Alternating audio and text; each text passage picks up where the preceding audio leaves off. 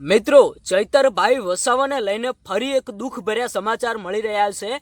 આજે પણ ચૈતરભાઈ વસાવા જેલની બહાર નહીં આવે। મિત્રો, તમે વિચાર તો કરો કે વારંવાર નવી નવી તારીખો પડી રહી છે અને આજે પણ ભાઈ એવા સમાચાર મળે છે કે આજે પણ ચૈતરભાઈ વસાવાને જામીન નહીં મળે। ભાઈ, આ ચૈતરભાઈ વસાવા સાથે શું થઈ રહ્યું છે? શું ખરેખર ચૈતરભાઈ વસાવા સાથે અન્યાય થઈ રહ્યો છે?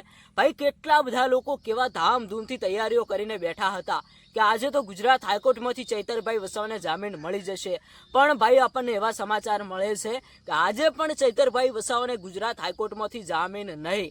ભાઈ, નવી તારીખ પડી ગઈ। તમે વિચાર તો કરો કે એક ધારાસભ્ય સાથે આવું થતું હોય તો આમ વ્યક્તિ સાથે તો શું થાય? હવે શું થશે? ભાઈ, મોટો ધડાકો થવા જઈ રહ્યો છે, મોટું આંદોલન થશે। કારણ કે ભાઈ વારંવાર નવી નવી તારીખો, તમે વિચાર કરો કે ડેડિયાપાડાના ધારાસભ્ય ચૈતરભાઈ વસાવાનો ગુનો શું છે?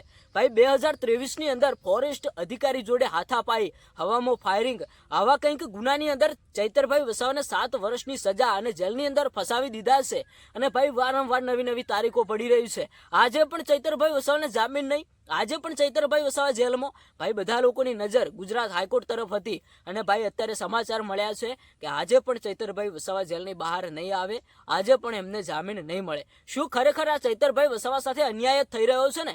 અત્યારે આદિવાસી સમાજના લોકો ખૂબ જ રોષે ભરાયા છે। હવે તો ભાઈ મોટું આંદોલન થશે, મોટો ધડાકો થશે એવું કંઈક લાગી રહ્યું છે। કારણ કે બધા લોકોએ ભાઈ મોટી મોટી તૈયારીઓ કરીને રાખી। બધા લોકોના મનમાં એવું હતું કે આજે તો ક્યાંક ને ક્યાંક જામીન મળી જશે, અમારા નેતા અમારા વચ્ચે આવી જશે, ધામધૂમથી અમે એમનું સ્વાગત કરીશું।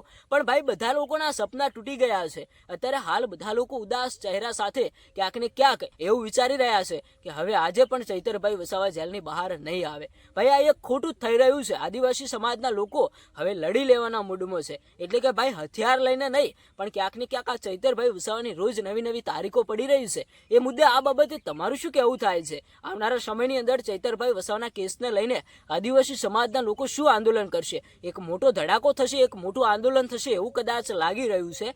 તમારું શું કહેવું છે? એક સરસ મજાની કોમેન્ટ કરીને જણાવતા જજો।